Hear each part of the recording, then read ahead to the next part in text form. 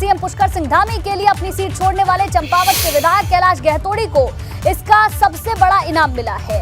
गहतोड़ी को वन विकास निगम के अध्यक्ष की जिम्मेदारी दी गई है। अब गहतोड़ी को दर्जाधारी मंत्री बना दिया गया है। कैलाश गहतोड़ी ने सीएम पुष्कर सिंह धामी के लिए अपनी सीट छोड़ी थी। कैलाश गहतोड़ी दूसरी बार चंपावत सीट से विधायक बने थे और आपको बता दें, इनाम के तौर पर बड़ी जिम्मेदारी उन्हें सौंपी गई है। धामी सरकार के लिए, सीएम धामी के लिए इन्होंने सीट को खाली किया था और अब बड़ी जिम्मेदारी कैलाश गहतोड़ी को दी गई है। तो आपको बता दें, वन विकास निगम के दफ्तर गहतोड़ी पहुंचे हैं। बड़ी खबर आपको दे दें, गहतोड़ी को वन विकास निगम का अध्यक्ष बनाया गया है। बड़ी जानकारी आपको दे दें, बड़ी जिम्मेदारी मिली है कैलाश गहतोड़ी को। चंपावत की सीट उन्होंने सीएम धामी के लिए छोड़ी थी और उसके बाद बड़ी जिम्मेदारी उन्हें दी गई है। वन विकास निगम के दफ्तर अब गहतोड़ी पहुंचे हैं, जहां पर वन विकास निगम का अध्यक्ष गहतोड़ी को बनाया गया है।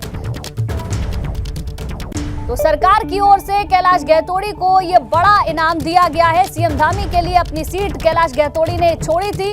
चंपावत से पूर्व विधायक है, जिन्हें अब वन विकास निगम का अध्यक्ष बना दिया गया है।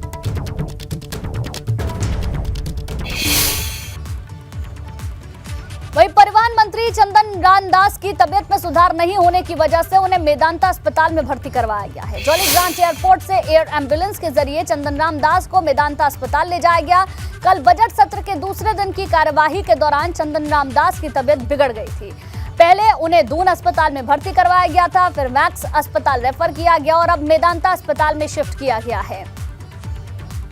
तो आपको बता दें, परिवहन मंत्री की अचानक से तबियत बिगड़ी थी। सदन की कार्यवाही के दूसरे दिन तबियत खराब हुई। उसके बाद कहा यह जा रहा था कि तबियत स्थिर है, लेकिन तबियत फिर से बिगड़ने की वजह से जॉलीग्रांट एयरपोर्ट से एयर एम्बुलेंस के जरिए चंदन रामदास को मेदांता अस्पताल ले जाया गया है। कल बजट सत्र के दूसरे दिन की कार्यवाही के दौरान उनकी तबियत बिगड़ी थी। पहले उन्हें दून अस्पताल में भर्ती करवाया गया, फिर मैक्स अस्पताल रेफर किया गया और अब एयरलिफ्ट कर मेदांता अस्पताल शिफ्ट किया गया है। तबियत में सुधार ना होने की वजह से उन्हें मेदांता अस्पताल में शिफ्ट किया गया है। कल अचानक से चंदन रामदास की तबियत बिगड़ गई थी।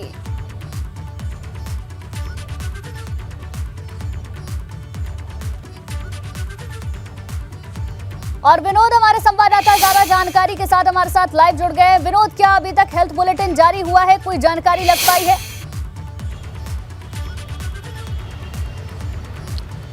जी देखिए, अभी तक परिवहन मंत्री चंदन रामदास की हालत को लेकर कोई मेडिकल हेल्थ बुलेटिन जारी नहीं किया गया है, लेकिन जानकारी इतनी मिल रही है कि उनकी तबीयत में फ़िलहाल अभी सुधार नहीं है, क्योंकि कल बजट सत्र के दूसरे दिन के दौरान जब सदन के अंदर उनकी तबीयत बिगड़ी तो उनको दून अस्पताल लाया गया। उसके बाद में फिर उनको मैक्स हॉस्पिटल भेजा गया। ये दोनों भी हॉस्पिटल प्रतिष्ठित हॉस्पिटल के दायरे में आते हैं, लेकिन फिर उनको दिल्ली के मेदांता हॉस्पिटल में आज लेकर जाया गया है। लेकिन अभी तक हालत उनकी बिल्कुल अभी तबीयत में सुधार नहीं है, ऐसी जानकारी मिल रही है। लेकिन अभी जिस तरह से उनको पूर्व में भी तमाम कई ऐसी बीमारी है, चाहे सांस लेने की दिक्कतें हों और चाहे अन्य बीमारी हो, वो पूर्व से ही ग्रस्त है। लेकिन अभी तक जो अभी जानकारी मिल रही है कि सांस लेने में अभी दिक्कत हो रही है और ऑक्सीजन की प्रॉब्लम चंदन रामदास को हो रही है, जिसके चलते उनको मैक्स से दिल्ली के लिए रेफ़र किया गया है, जिसमें आज उन्हें मेदांता में ले जाया गया है और उसके बाद में उनका उपचार होगा। हेल्थ बुलेटिन जारी अभी नहीं हो पाया है, लेकिन इंतज़ार करना होगा। आखिरकार जो डॉक्टरों की टीम है, आखिरकार उनके राय के आधार पर उनको मेदांता हॉस्पिटल भेजा गया है। उसके बाद में बुलेटिन अस्पताल में उन्हें भर्ती कराया गया है। ठीक है, आप नजर बनाकर रखिए। बहुत बहुत शुक्रिया आपका जानकारी के लिए। आगे बढ़ते हैं। उत्तराखंड बजट सत्र के तीसरे दिन भी विपक्ष का हंगामा हुआ। कांग्रेस ने अब स्वास्थ्य सेवाओं के बहाने सरकार को घेरना शुरू कर दिया है। कांग्रेस कह रही है कि जब सरकार के मंत्री का इलाज उत्तराखंड के अस्पताल में नहीं हो सकता, फिर स्वास्थ्य सेवाएं बेहतर कहां है? वो पूर्ण हो। के विकास के लिए नेता प्रतिपक्ष के साथ शपथ करता है। विधानसभा सत्र की कार्यवाही के दौरान मंत्री चंदन रामदास की तबीयत बिगड़ने के मुद्दे को कांग्रेस हवा दे रही है। कांग्रेस का कहना है कि सरकार स्वास्थ्य सेवाओं को लेकर बड़े बड़े दावे कर रही है, लेकिन सरकार के मंत्री को ही प्रदेश के सबसे बड़े सरकारी अस्पताल में इलाज नहीं मिल पाया, जिससे साफ अंदाजा लगाया जा सकता है कि सूबे में स्वास्थ्य व्यवस्था का क्या हाल है। प्रदेश का जो स्वास्थ्य विभाग है वो खुद ही बीमार है, और जब परिवहन मंत्री जी असहज हुए, उनको दून मेडिकल कॉलेज वहाँ ले जाया गया और वहाँ पर हृदय रोग विशेषज्ञ नहीं था। ये हालत, ये स्थिति जब राजधानी के अंदर है तो फिर चार धाम में स्वास्थ्य सेवाएं कैसी होंगी, आप स्वयं अंदाजा लगा सकते हैं। कांग्रेस के अपने आरोप हैं, मगर स्वास्थ्य मंत्री धन सिंह रावत ने कहा कि दून अस्पताल के साथ ही प्रदेश के बाकी अस्पताल में व्यवस्थाएं बेहतर हैं। सवाल है कि फिर चंदन रामदास को दून अस्पताल से हायर सेंटर क्यों रेफर करना पड़ा। इस पर भी स्वास्थ्य मंत्री धन सिंह रावत ने सफाई दी है। उनका कहना है कि ये सब इसलिए किया गया ताकि चंदन रामदास को इलाज के लिए अच्छी सुविधा मिल सके।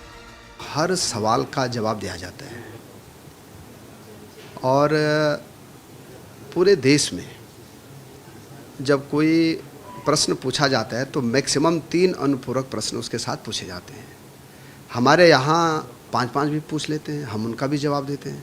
कोई 7-7 भी पूछ लेते हैं, तब भी हम जवाब देते हैं।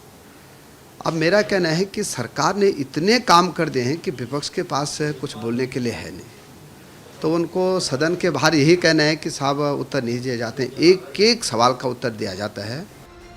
कांग्रेस ये आरोप भी लगा रही है कि सरकार के मंत्री होमवर्क किए बगैर ही सदन में आ रहे हैं, मगर सीएम धामी का कहना है कि हर मंत्री होमवर्क पूरा करने के बाद ही सदन में आ रहा है। दीपक सर ये कह रहा है बार बार कि मंत्री सवालों का जवाब स्पष्ट नहीं दे पा रहे हैं, तो क्या होमवर्क पूरा नहीं हो पा रहा, क्या है? नहीं, ऐसी बात नहीं है। अभी बहुत सारे जो सवाल हैं वो सप्लीमेंट्री के रूप में जो आ रहे हैं, निश्चित रूप से अभी क्योंकि पहला सदन है और अच्छा होगा, निकट भविष्य में और बढ़िया होगा। 14 जून से विधानसभा सत्र की शुरुआत हुई थी। अब तक ऐसा कोई दिन नहीं गया जब सदन के अंदर गर्माहट ना दिखी हो, जिससे साफ संकेत है कि यह सदन भी लगता है हंगामे की भेंट चढ़ने वाला है। एबीपी गंगा के लिए देहरादून से पंकज राणा की रिपोर्ट।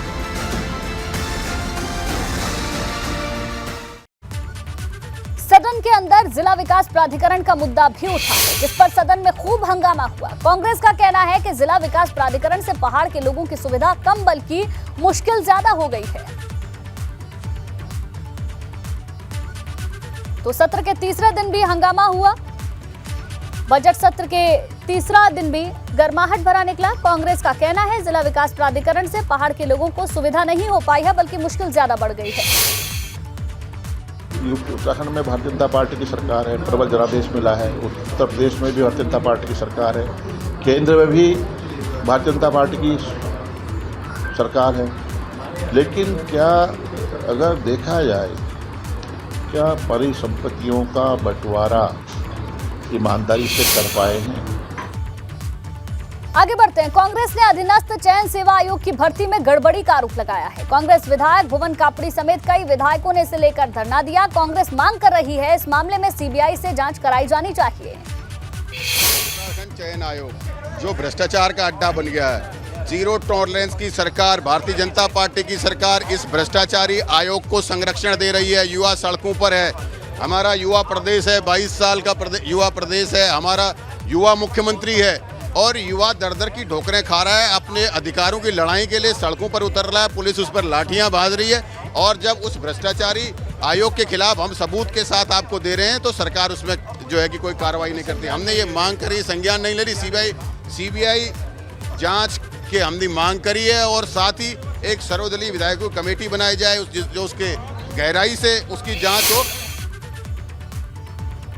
आगे बढ़ते अग्निपथ योजना की घोषणा के साथ ही युवाओं के विरोध की तस्वीरें भी सामने आ रही है। पिथौरागढ़ और देहरादून में युवाओं ने इसका विरोध किया। पिथौरागढ़ में युवाओं का कहना है कि वो काफी समय से सेना में भर्ती के लिए तैयारी कर रहे थे, मगर अब भर्ती निकली भी है तो सिर्फ 4 साल के लिए। उधर चंपावत में भी युवा विरोध करते हुए नजर आ रहे हैं। देखिए, अलग अलग जगह की 4 तस्वीरें आपकी टेलीविजन स्क्रीन पर हैं। देहरादून, खटीमा, पिथौरागढ़ और चंपावत की तस्वीरें आप देख सकते हैं किस तरीके से अलग अलग जगह से विरोध के सुर सुनाई दे रहे हैं।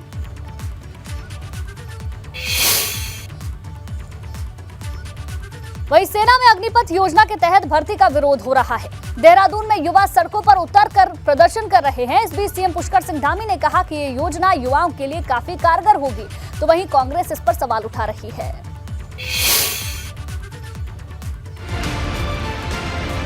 देहरादून में ये युवा केंद्र सरकार की अग्निपथ योजना का विरोध कर रहे हैं।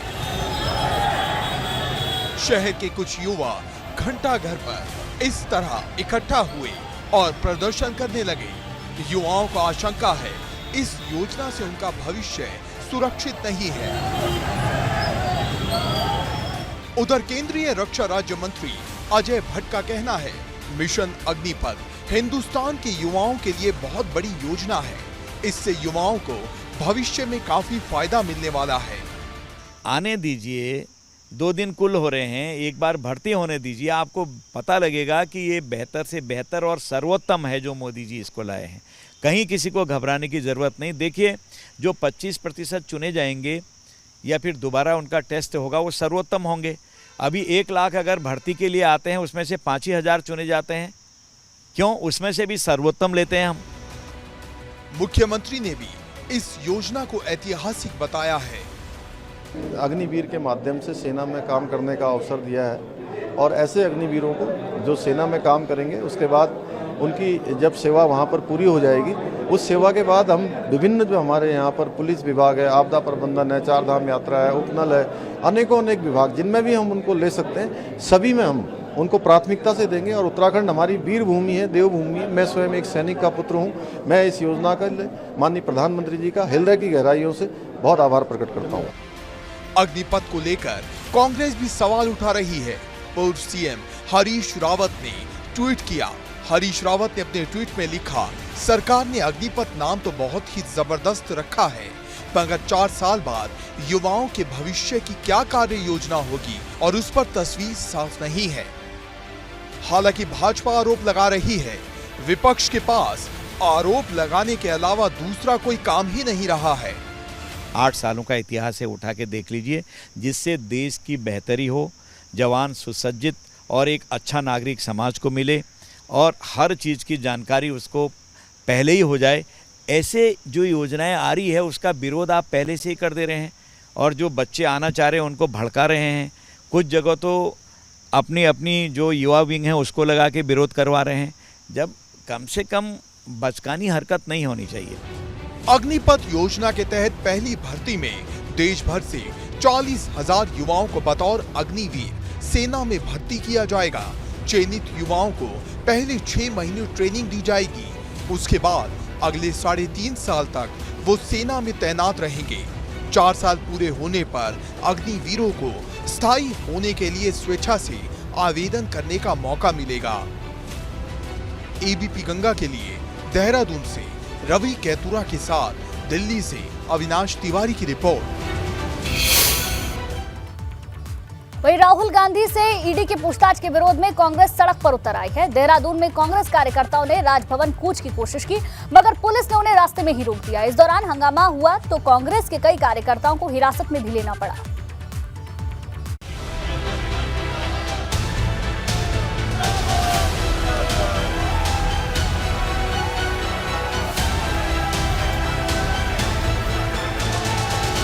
देहरादून में कांग्रेस का ये धरना राहुल गांधी से ईडी की पूछताछ के विरोध में। कांग्रेस प्रदेश अध्यक्ष करण महारा के नेतृत्व में कार्यकर्ताओं ने राजभवन कूच किया। कांग्रेस का आरोप है कि विपक्ष की आवाज को दबाने की कोशिश की जा रही है। एआईसीसी के अंदर पुलिस को भेज के मारपीट की गई। ईडी का इस्तेमाल करके राहुल गांधी, सोनिया गांधी, कांग्रेस की छवि खराब करने की कोशिश की, केवल और केवल ध्यान भटकाने के लिए है। कांग्रेस किसी भी अलोकतांत्रिक कदम का विरोध करने के लिए तैयार खड़ी है। हालांकि राजभवन कूच करने पहुंचे कांग्रेस कार्यकर्ताओं को 1 किलोमीटर पहले बैरिकेडिंग लगाकर रोक दिया गया। कांग्रेस ने आज राजभवन कूच किया। राजभवन कूच के दौरान 1 किलोमीटर पहले पुलिस ने कांग्रेस को रोका। बहुत देर तक यहाँ पर कांग्रेस के कार्यकर्ताओं ने विरोध प्रदर्शन किया। पुलिस और कांग्रेस के बीच तीखी नोकझोंक हुई और अब गिरफ्तारियां, जिसमें प्रदेश अध्यक्ष करण महारा हो, उपाध्यक्ष सूर्यकांत धस्माना हो या भुवन कापड़ी, ये तमाम, और सुमित हृदय और जो विधायक यहाँ पर मौजूद थे अनुपमा, इन तमाम लोगों की पुलिस ने अब गिरफ्तारी कर दी है। तो ऐसे में क्योंकि लगातार कांग्रेस का आरोप है कि जो जिस तरीके से ईडी द्वारा राहुल गांधी से पूछताछ की जा रही है, कांग्रेस आरोप लगा रही है कि विपक्ष की आवाज दबाने का काम किया जा रहा है। इस दौरान कांग्रेस कार्यकर्ताओं और पुलिस के बीच नोकझोंक हुई। हंगामा बढ़ा तो पुलिस ने कांग्रेस के कई नेताओं को हिरासत में ले लिया। जिस तरह से कांग्रेस के तेवर हैं, उससे लगता है कि ये मामला भी कुछ और रोज तक शांत होने वाला नहीं है।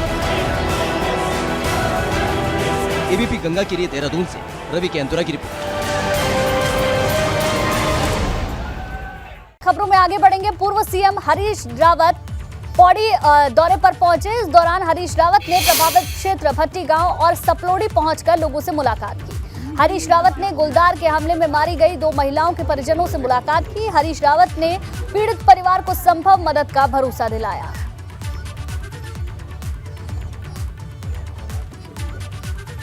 अग्निशमन आदि के लिए एक अच्छी कार्यनीति बना सकें और साथ साथ ऐसे परिवारों को जो है उनको एक सम्मान दे। देहरादून में, लखनऊ में, दिल्ली में बैठकर पर्यावरण की बात करना बड़ा सरल होता है। जब हमारे बनाए हुए जंगलों में ही हमारे लिए खतरा जीवन का पैदा हो गया है तो हमारे दर्द को जब अपने ही परिवार के कुटुंबीजन को हम इस तरीके से मरता देखते हैं तो उसको समझना बड़ा, उस दर्द को समझना, उस आक्रोश को समझना, भयभीत मन के आक्रोश को समझना बड़ा कठिन है।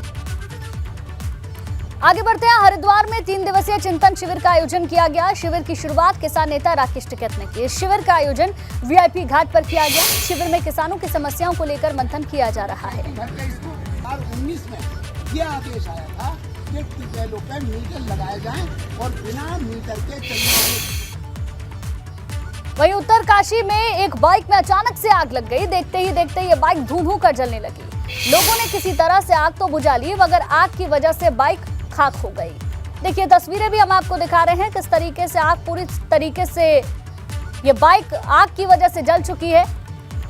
किन कारणों से आग लगी ये साफ नहीं हो पाया है।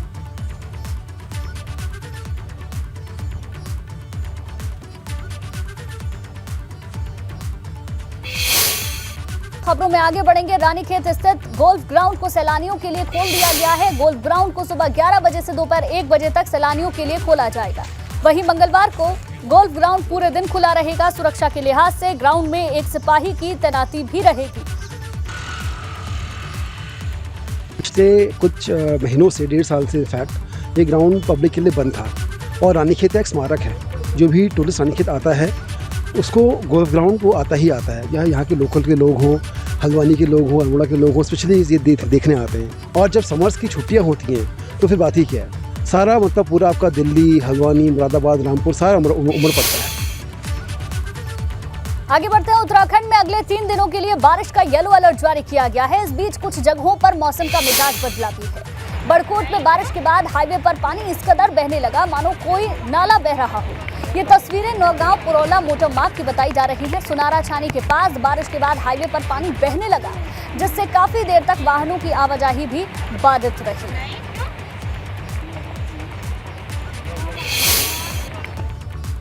आगे बढ़ते हैं। विकासनगर में नेशनल हाईवे 707 पर निर्माण कंपनी की मनमानी देखने को मिल रही है। रोड की कटिंग से निकलने वाले मलबे को टॉन्स नदी में डाला जा रहा है, जिससे नदी के पानी के बहाव के रुकने का खतरा पैदा हो गया है।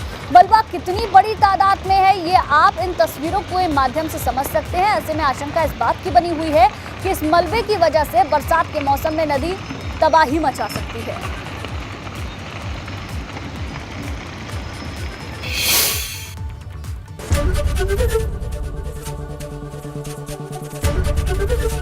एबीपी गंगा, खबर आपकी, जुबान आपकी।